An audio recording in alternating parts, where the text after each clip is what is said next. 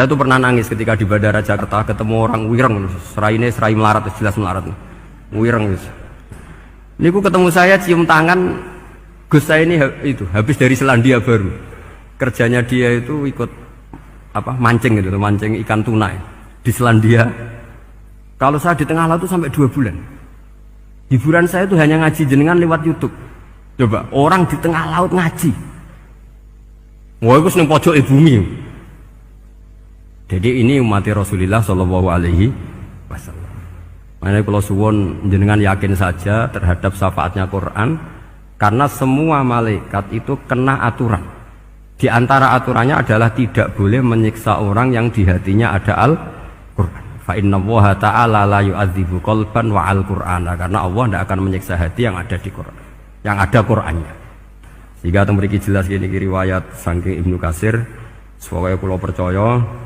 Apalagi ini didawuhkan Rasulullah SAW bahwa surat Tabarok adalah disebut munjiyah, penyelamat, juga disebut wakiyah, penjaga. Lalu biasanya orang-orang yang nggak percaya syafaat itu pertanyaannya adalah, kan manusia itu wa alaisa lil insani ila masa'a, manusia itu hanya bisa membawa bekal apa yang pernah dilakukan. Itu dijawab oleh ulama-ulama kita ahli sunnah wal jamaah. Entah perlu ditambah An-Nahdliyah apa enggak tahu saya. Saya ini kata orang banyak termasuk pengurus PBNU, tapi saya itu tetap nggak pati srek. Kalau ahli sunnah saja, tidak usah ditambahi An-Nahdliyah. Karena nanti malah tidak global ini, ahli sunnah kok lokal ini jadi ribet. Ya tapi kalau kita di Indonesia ya ditambahi An-Nahdliyah tidak apa-apa. Karena mau tidak mau memang apa ya, dalam hal ikramus sahabah mungkin kita dengan Wahabi itu sama-sama ikramus sahabah.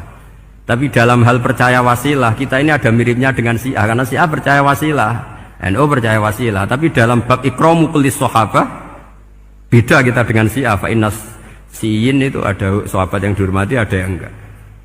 Akhirnya terus kita karena itu terus bikin ahli sunnah An-Nahdliyah, karena Wahabi itu ya ahli sunnah tapi enggak percaya apa? Wasilah. Ya katanya gitu, kata para pakar-pakar. Saya sendiri hanya nirukan, saya tidak punya kepentingan untuk menganalisis itu. Karena pertanyaan di kuburan itu ya gampang, nanti marobuka, manabiuka itu gampang lah. Tapi ada KNU juga, ada nanti Gus pertanyaannya, wama jamiyatuka.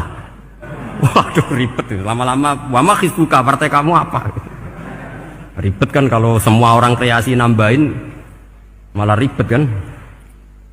Tapi lewat ngaji ini saya pastikan bahwa apa surat Tabarok itu luar biasa.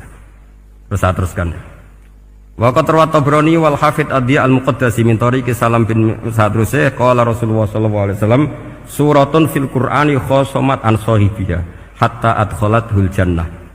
Jadi ada surat di Quran yang mati-matian membela yang hafal sampai surat itu memasukkan orang itu ke surga, yaitu Tabarakalladzi biyadihil mulk.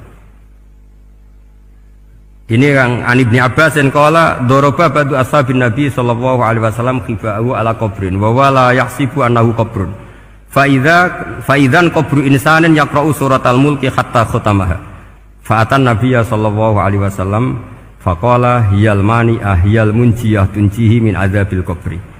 Jadi ada sahabatnya Nabi karena kemalaman dia bikin tenda di kuburan, dia agak ngira kali itu kuburan. Ternyata di situ ada orang Sohibul Qabri ini baca surat Tabarok. Baca surat Tabarok. Kemudian peristiwa itu dilaporkan ke Rasulullah. Jawabnya Nabi apa? Memang surat Tabarok itu al-mani'ah, yang bisa menghalau atau menolak azab. Terus hiyal munjiyah, memang surat Tabarok itu menyelamatkan tunjihi min adzabil qabri, akan menyelamatkan orang itu dari siksa kubur. Berikut ke sekolah. Wa qala Tabrani haddatsana Muhammad bin Hasan. Terus qala Rasulullah sallallahu alaihi wasallam lawadittu annaha fi qalbi kulli insani min ummati. Karena keramatnya surat Tabarok seperti itu, kata Nabi lawadittu pakai lam taukid. Yakti seneng ingsun annaha di surah yaitu Tabarok fi qalbi kulli insani min ummati. Karena keramatnya surat Tabarok seperti itu, saya suka kalau semua umat saya itu hafal itu. Nah, alhamdulillah barokahnya didikan para kiai, para guru, hampir semua kita ini hafal surat Tabarok.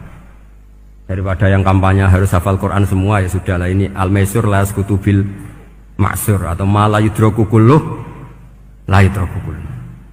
Jadi saya itu punya santri orang Sulawesi, itu dulu guru gitar, santri di Jogja. Dia dulu sekolah kesenian di Jogja terus jadi guru gitar. Saya ini kan kiai fikih, saya mazhabnya sama dengan Pak Najib, termasuk ngaramkan gitar ini. Mau tak haramkan kok ragilem ngaji malah ribet, tak halal ngomong gitar kok tak halal. Semeneng ae. Semeneng ae. Saya niru Mbah Mun, nek ono jawabane semeneng gak. Ya takok kadang, Gus, main gitar hukumnya piye? Kurang pegawean tak jawab. Halal tak haram, Gus? Kurang pegawean jelas. Halal haram tak kok ribet. Tapi yang unik dari itu apa? Tiap tahun Beb itu datang ke saya setor surat Tabarok. Kadang ya setor 5 ayat, 20 ayat, sampai khatam. Naik pesawat dari Sulawesi. Gara-gara ngaji saya, sudahlah Gus, sementing aman katakan. Jadi aku ning donya wis main gitar saenakku, nak gak apal Tabarok bahaya gitu. Dia ngapalkan, apal betul. Sekarang kemarin setornya khatam. Ya hanya untuk ngelawan malaikat saja itu, untuk ngelawan malaikat itu. Saya kok tertarik gitu.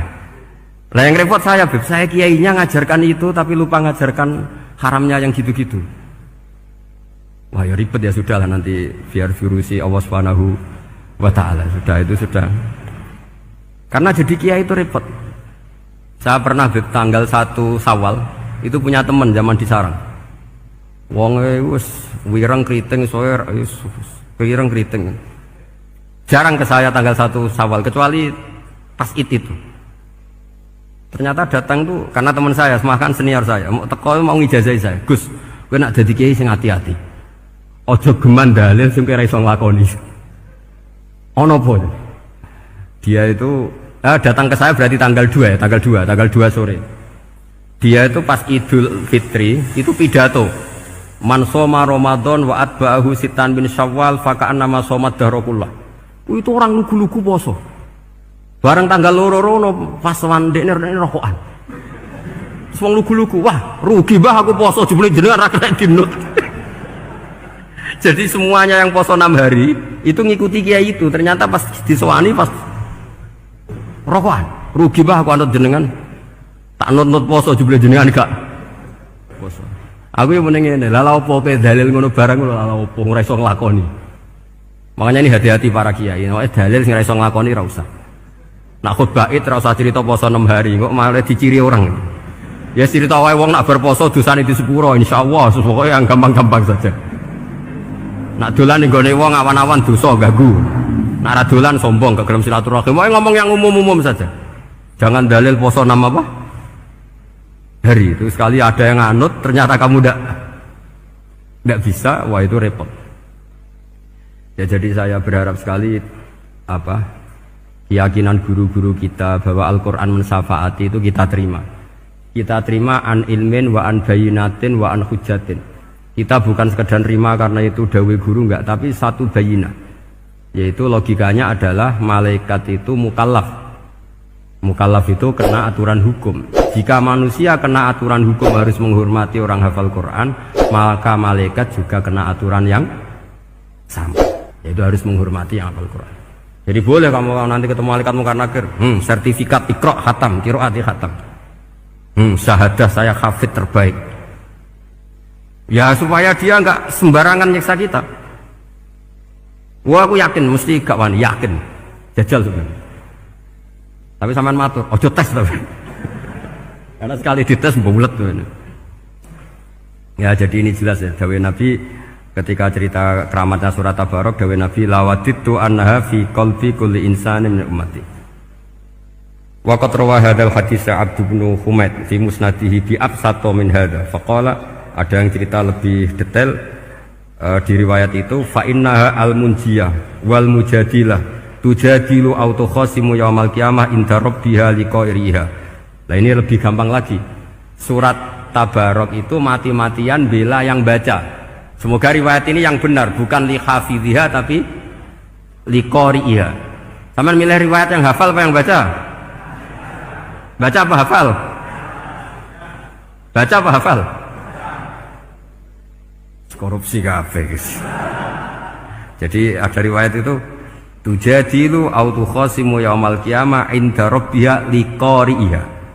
Bagi yang baca tidak harus hafal. Wa tatlubulahu ayunjiyahu min adzabin nar wa yunjiya biha utawayan sahibaha min adzabil qabri. Jadi surat ini akan mati-matian bela yang membaca. Tadi kan riwayatnya hafal, jadi saya terjemah hafal terus. Akhir-akhir kok ada diskon cukup baca ya, ini tak ganti karena ini demi jenengan tak cari riwayat paling gampang. Sebetulnya ini enggak etis, kayak ilmu pesanan. Ya, tapi ya sudah, memang ada riwayat apa? Liqariha. Akhirnya Nabi ya lagi-lagi menutup dawe lawaditu annaha fi qalbi kulli insani min ummati. Saya suka lawaditu itu pakai lam li taukid itu. Lawaditu annaha fi qalbi kulli insani min ummati. Tapi saya suka sekali kalau itu ada di hati semua umatku. Artinya gini, dari sekian riwayat sebetulnya itu kuat riwayat yang hafal. Karena Nabi selalu menutup dengan ngendikan saya suka kalau itu ada di hati, selalu ada di hati. Itu artinya hafal apa baca? Yo menengah sampe pucat kandhani kok angel teman. Hafal apa baca? Lawaditu annaha fi qalbi kulli insani min ummati. Itu hafal apa baca? Hafal. Ya berarti hafal. Ini yang hafal tabarok berapa? Semua ya? Hafal semua? Aman berarti, no?